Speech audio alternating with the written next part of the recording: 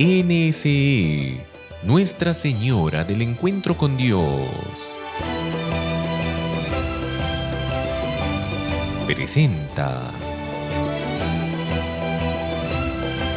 La voz del pastor.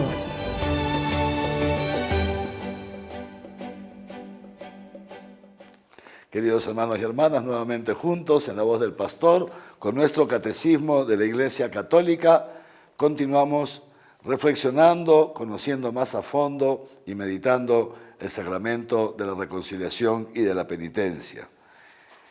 Terminamos nuestro encuentro anterior haciendo un recorrido de cómo la forma de celebrar este sacramento ha ido variando a lo largo de los siglos, desde esos inicios del cristianismo, cuando aquel que cometía un pecado grave, lo que hoy día conocemos como un pecado mortal, era separado de la comunidad y no podía volver a la comunidad sino después de un tiempo más o menos largo de penitencia pública y de demostrar a través de sus obras su arrepentimiento y su deseo de no volver a pecar.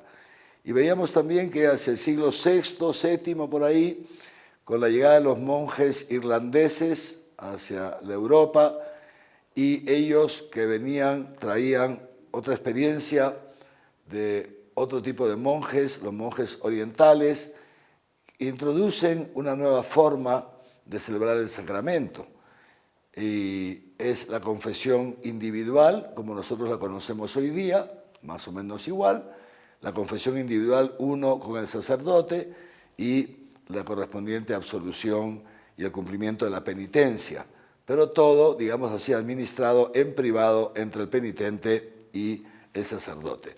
Vamos ahora a dar un paso más. Nuestro catecismo lo tomamos en el número 1450. En este apartado veremos lo que el catecismo titula los actos del penitente. Cuando hemos sido pequeños en el catecismo nos enseñaban cuáles son los pasos, los elementos para que haya una confesión válida y una confesión fructuosa o fructífera, no solamente en el perdón de nuestros pecados, sino también en el crecimiento de la gracia, la vida divina en nosotros. Vamos a tratar de recordar de memoria el catecismo que aprendimos de niños. ¿Se acuerdan? Los pasos para una buena confesión son, primero, el examen de conciencia, ¿no es cierto? Segundo, dolor de corazón. Tercero, la confesión de boca, se decía, ¿no? La confesión de palabra, confesar tus pecados a un sacerdote. Y cuarto, cumplir la penitencia que la Iglesia a través del sacerdote te da, ¿no? Esos son, digamos, los 4 pasos y el catecismo los llama los actos del penitente. Empieza diciéndonos así: la penitencia, en 1450, mueve al pecador, fíjense, cuando uno es consciente de sus pecados y está arrepentido, el hacer la penitencia nos mueve a soportarlo todo con el ánimo bien dispuesto. En el corazón, dice el catecismo, contrición. En la boca, confesión. En la obra, toda humildad y fructífera satisfacción. Y ahora vamos a ir tomando uno por uno estos 4 elementos que hemos dicho antes. Y para eso nos vamos al número 1454. 1454. Un poquito más adelante donde estamos. Que lo primero es el examen de conciencia, fíjense. Dice así el catecismo: conviene preparar la recepción de este sacramento mediante un examen de conciencia hecho a la luz de la palabra de Dios. Porque es la palabra de Dios la que ilumina nuestra realidad. La palabra de Dios es como un espejo en el cual nos podemos ver y notar en ese espejo si nosotros estamos viviendo conforme a la voluntad de Dios, estamos haciendo el bien o estamos en una vida de pecado o cometiendo ciertos pecados. Por eso lo primero que nos dice es el catecismo, tenemos que hacer nuestro examen de conciencia y sobre todo ayudados por algunos documentos. Primero, la Biblia, donde está el Decálogo, o sea, los 10 mandamientos. Luego, los evangelios, que tienen aspectos morales, las cartas de los apóstoles, Santiago, por ejemplo, la carta del apóstol Santiago es muy útil para esto, el Sermón de la Montaña, que está en el Evangelio de Mateo, los primeros capítulos del 5 al 7, si no me equivoco. Pues bien, nosotros, por si acaso, digo, para los hermanos que están aquí en Arequipa, en el arzobispado, en la arquidiócesis, hemos sacado, ¿no?, un folleto que nos ayuda con esta finalidad de ayudarnos a prepararnos para la confesión. Si alguno quiere tener acceso a ese folleto, puede llamar aquí a este canal, ¿no es cierto?, o pedirlo, si no en el arzobispado, y gustosamente se lo daremos. Pues bien, les decía entonces, primer paso, examen de conciencia, detenernos un poco. Algunas veces, no sé si se han dado cuenta, vivimos muy deprisa. Tenemos muchas cosas que hacer, muchos compromisos, etcétera, y no nos damos tiempo para detenernos. Es muy importante de cuando en cuando detenernos y preguntarnos cómo estoy llevando mi vida, estoy haciendo la voluntad de Dios, estoy haciendo el bien, etcétera. Ayuda muchísimo hacer el examen de conciencia, por lo menos brevemente, cada noche antes de irse a dormir. Esto siempre ayuda mucho. Otra posibilidad es hacerlo en la mañana al despertarse. En la noche antes de dormir tiene la ventaja de que uno, viendo sus pecados o los fallos que ha tenido, puede pues arrepentirse y dormir tranquilo en las manos de Dios. El hacerlo en la mañana aquí ayuda a ver los pecados del día anterior y empezar con el propósito de no cometerlos también ese día. En fin, hay diversas maneras, diversos modos. Pero lo importante sí es que de cuando en cuando también nos detengamos y hagamos un examen de conciencia de cara a la confesión, acudir al sacerdote para confesarnos. ¿Qué es lo que sucede en la vida de un cristiano cuando haciendo su examen de conciencia se encuentra con sus pecados? Que no necesariamente, de hecho, no necesariamente tiene que ser mortales, es más, prácticamente un cristiano en principio comúnmente no comete pecado mortal. O sea, que haya cristianos que cometen pecado mortal sería siempre una excepción, ¿no? Los cristianos que hemos sido liberados del poder del pecado y de la muerte, entonces ya esos pecados gordos pues que nos alejan tanto de Dios y nos destruyen, y con la ayuda de la gracia, la oración, los sacramentos, pues no los cometemos. Pero eso no significa que no cometamos pecados y que estos pecados no nos hagan daño. Esto se llama, por ejemplo, los pecados veniales, que de todas maneras nos hacen daño. ¿Cuál es, digamos así, la reacción de un cristiano cuando se encuentra con sus pecados? Lo primero es este dolor de corazón, ¿no? Este dolor de corazón, porque conociendo el amor de Dios, siendo consciente de lo que Dios ha hecho por mí, ese amor infinito, misericordioso, nadie tiene más amor que el que da la vida por sus amigos, contemplando a Jesucristo crucificado, desangrándose en esa cruz por amor a mí, perdonando mis pecados con esa sangre redentora. Entonces lo primero que brota de mi corazón pues es un dolor, ¿no? Señor, te he fallado otra vez, ¿no? Te he fallado otra vez. Quiero ser santo, quiero ser un buen esposo, una buena esposa, un buen sacerdote, un buen hijo, un buen amigo, un buen compañero. Y al final, fíjate, como dice San Pablo, al final no siempre hago el bien que quiero, sino que muchas veces termino haciendo el mal que no quiero. Me duele, Señor, me duele. Esto es lo primero, este dolor de corazón.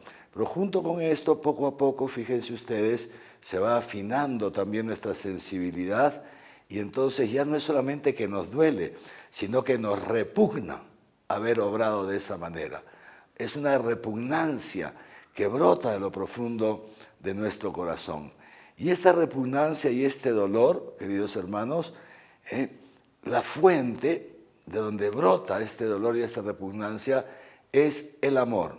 El amor hacia Dios como una respuesta, dice San Juan, a aquel que nos amó primero. En esto consiste el amor, no en que nosotros lo hayamos amado a Él, sino en que Él nos ha amado primero. Y el amor cristiano es el amor de respuesta a ese Dios que es amor. Y de ahí brota entonces nuestro amor al Señor, nuestro dolor, nuestra repugnancia.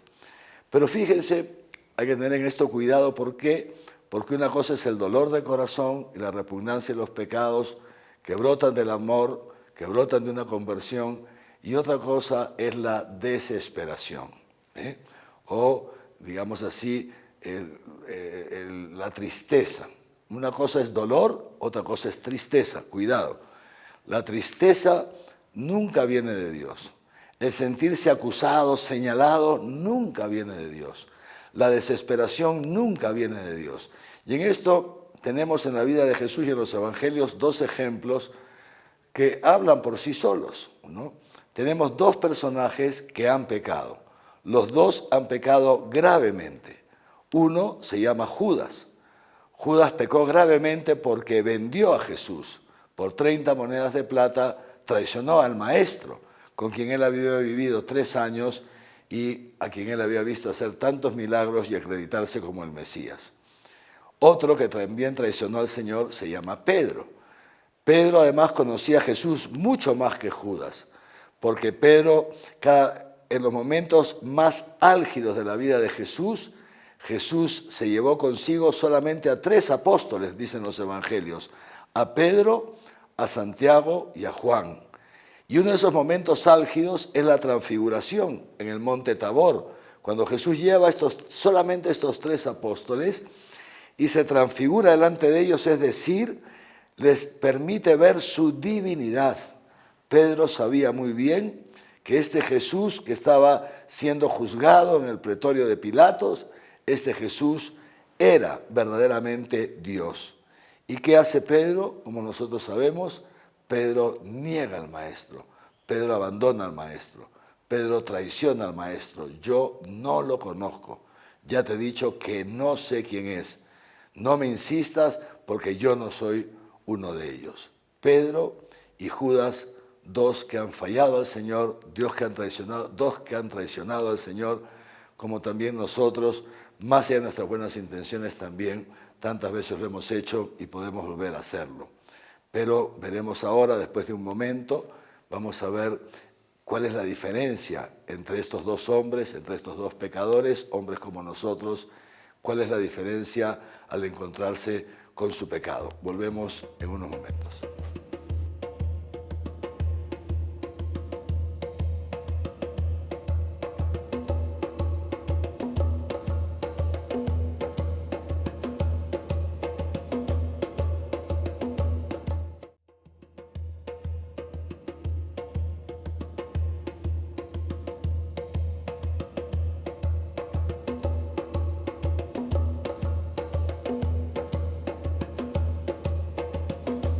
Pedro y Judas, decíamos, 2 apóstoles, 2 que vivieron con el Señor, 2 que también lo traicionaron, 2 que pecaron gravemente contra el Señor.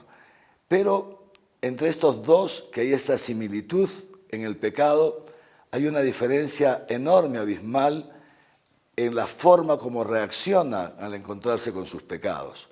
¿Qué hizo Judas? Como nosotros sabemos, Judas, al darse cuenta de lo que había hecho, entonces se desespera. Vuelve otra vez donde los sumos sacerdotes, les quiere devolver el dinero, ellos no lo aceptan, en fin, se da cuenta de la barbaridad que ha hecho, de la gravedad de su acto, y ¿qué hace? Va y se suicida. Va y se suicida, porque no se soporta pecador. Pedro, decíamos, que aún podríamos decir que tenía más responsabilidad que Judas porque Pedro había visto a Jesús transfigurado. En cambio, ¿qué hace Pedro? Dice que después de haberlo negado 3 veces, tal como Jesús se lo había anunciado poco antes, Pedro, no sabes lo que dices, yo sí te digo que esta noche, antes que el gallo cante una vez, tú me habrás negado 3. Y efectivamente, después de la tercera negación, cuentan los evangelios que en ese momento canta el gallo. Pedro estaba a poca distancia de Jesús, lo acababa de negar, y en ese momento que canta el gallo levanta su vista y se encuentra con la vista de Jesús, con los ojos de Jesús. Y dice el evangelio que en ese momento se puso a llorar amargamente. Pero pasan los días y Jesús resucitado se vuelve a aparecer a Pedro. Pedro llora, pero no se suicida. Pedro llora, pero no se marcha. Pedro ve cómo matan a Jesús, pero no se marcha. Se queda con los apóstoles reunidos en torno a la Virgen María. No se deja la comunidad, no se desespera. Pedro espera. Y ciertamente esta espera le valió a Pedro que Jesucristo resucitado le diera la oportunidad de que así como lo había negado 3 veces, le confiese 3 veces su amor, como lo sabemos. Ahí en las orillas del lago, cuando Pedro, ya Jesús había muerto, y Pedro estaba otra vez con los apóstoles en la barca pescando, y de pronto llegan a la otra orilla y se encuentran con este hombre, con este personaje que al principio no reconocen, pero que uno de los apóstoles reconoce, Juan, y dice, es el Señor. Y en fin, el Señor los espera en la orilla, come con ellos y al final le pregunta a Pedro, Pedro, ¿me amas? Y Pedro le dice, sí, Señor, te amo. Y Jesús le vuelve a preguntar, Pedro, ¿me amas? ¿Me amas más que estos? Y Pedro le responde otra vez, sí, Señor, tú sabes que te amo. Y le pregunta por 3ª vez y Pedro al final le responde, Señor, tú lo sabes todo, tú sabes que te amo. Y Jesús, cada una de estas 3 profesiones de fe y de amor de Pedro, Jesús lo ratifica en esa misión que ya le había anticipado antes de morir. Apacienta mis ovejas, apacienta mi rebaño. Jesús le había dado a Pedro las llaves del reino de los cielos, como sabemos, antes de morir. Lo había ya nombrado, digamos así, al primer papa, la primera cabeza visible de la iglesia.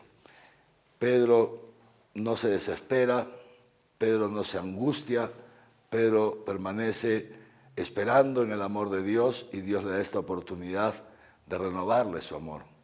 Y por eso fíjense en los cuadros, las pinturas de Oriente, ¿no? Las pinturas más antiguas que se llaman los iconos, siempre han dibujado a Pedro con 2 surcos aquí, bajo los ojos, 2 surcos. Y la explicación que daban los pintores, que son varios iconos que en la iconografía de los primeros tiempos, siempre ha estado Pedro pintado así, y la explicación que daban los pintores era siempre esta. Esos surcos son las lágrimas, los surcos formados por las lágrimas de Pedro. Pedro lloraba constantemente a lo largo de su vida, tanto lloró que se formaron esos surcos. Pero escuchen bien, no eran lágrimas, digamos así, de amargura, no eran lágrimas de desesperación al ver lo que él había hecho, eran lágrimas de ternura, lágrimas que brotaban de un corazón que se había experimentado perdonado por el Señor. Eco, ahí la gran diferencia. Esto es lo que se llama, queridos hermanos y hermanas, y lo que el Catecismo en su número 1451 llama la contrición. La contrición es ese arrepentimiento profundo de los pecados movido por el amor, no movido por un amor propio de un perfeccionismo mío, no movido por un moralismo mío, un fariseísmo mío, no, movido por ese amor de Dios hacia mí. Si yo soy consciente de cuánto me ama el Señor, entonces realmente cuando lo ofendo me duele, me da pena y lloro porque lo amo y porque no quiero ofenderlo. Un amor verdadero, seguramente imperfecto, porque somos imperfectos, pero es un amor verdadero. Y dice el Catecismo, fíjense, en el número 1452, fíjense lo que dice el Catecismo, que esta contrición, que es contrición perfecta, la que brota del amor, dice así, perdona los pecados veniales, todos nuestros pecados veniales, y además también los pecados mortales. Fíjense ustedes, en la medida en que esta contrición incluya la firme resolución de confesarme ante un sacerdote lo más pronto posible. O sea, tan fuerte, es tan poderosa, tan fuerte es la contrición, este dolor que brota del amor, que incluso perdona nuestros pecados mortales, porque con esta contrición va unida ese deseo de confesarme lo antes posible. Pero bueno, algunas veces todavía no llegamos a ese nivel, somos humanos y llegar a una estatura adulta en la fe toma un tiempo. Entonces, cuando recién estamos comenzando, cuando todavía pues digamos así, no tenemos una estatura en la fe muy desarrollada, lo que se da comúnmente en nosotros es lo que se llama la atrición. ¿Qué es la atrición? Fíjense, el número 1463 dice así el Catecismo: la contrición llamada imperfecta, o atrición, es el nombre más propio, es también siempre un don de Dios. Esta implica también un arrepentimiento, y en consecuencia es un don de Dios, es un impulso del Espíritu Santo. Cuando uno se da cuenta que ha pecado y se arrepiente, aun cuando ese arrepentimiento no sea perfectísimo, no brote del amor, de todas maneras ya es un don del Espíritu Santo. Y nace, fíjense ustedes lo que dice el Catecismo, puede nacer la atrición de dos aspectos. Primero, de la consideración de la fealdad del pecado. Puchi, ¿cómo he podido hacer esto? Qué feo lo que he hecho, ¿no? Qué terrible. Uno. O dos, del miedo, del temor a la condenación eterna, ¿no? También muchas veces, cuando hemos pecado, lo que nos mueve es, digamos, nos da miedo. Uy, lo que he hecho, y me puedo ir al infierno, ¿no?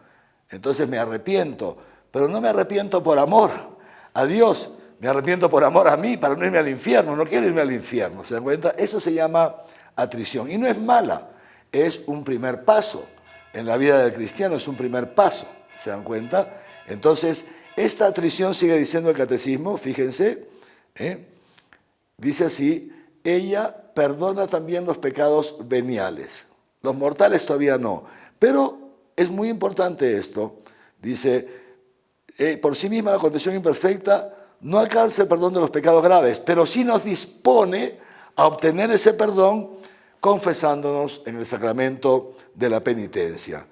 Y es un primer paso, dice el Catecismo, como una evolución interior que va culminando en la absolución sacramental.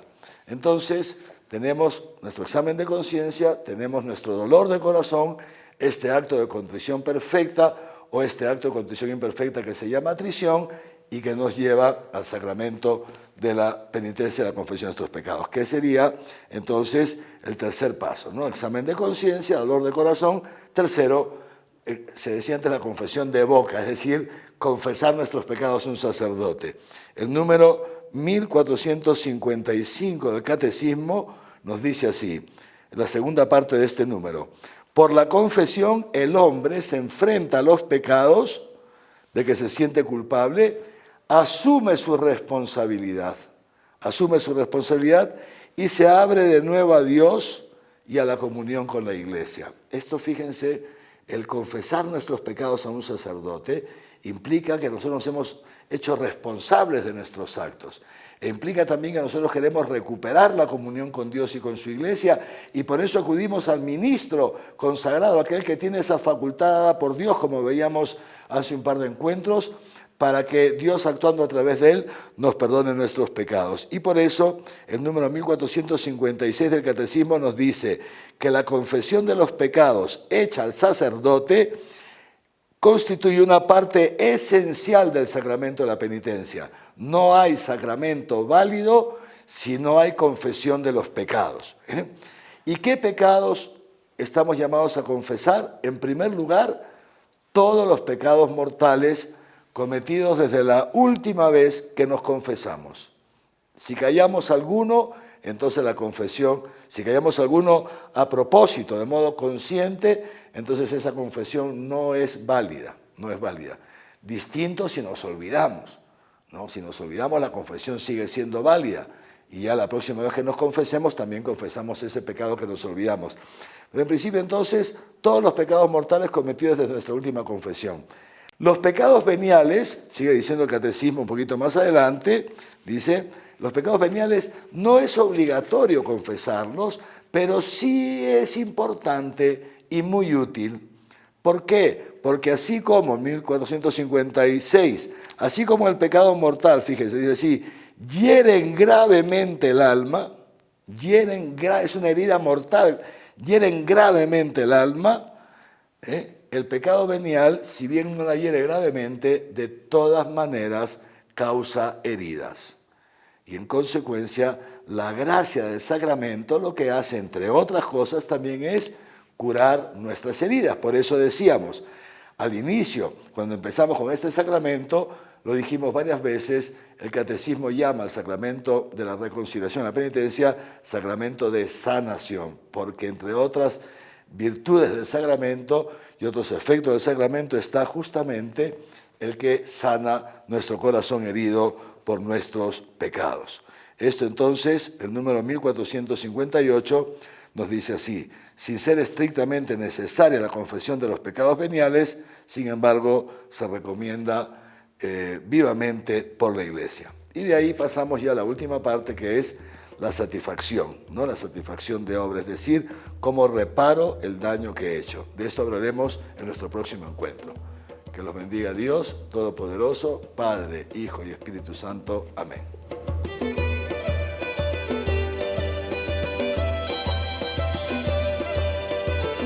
NSE, Nuestra Señora del Encuentro con Dios, presentó La voz del pastor.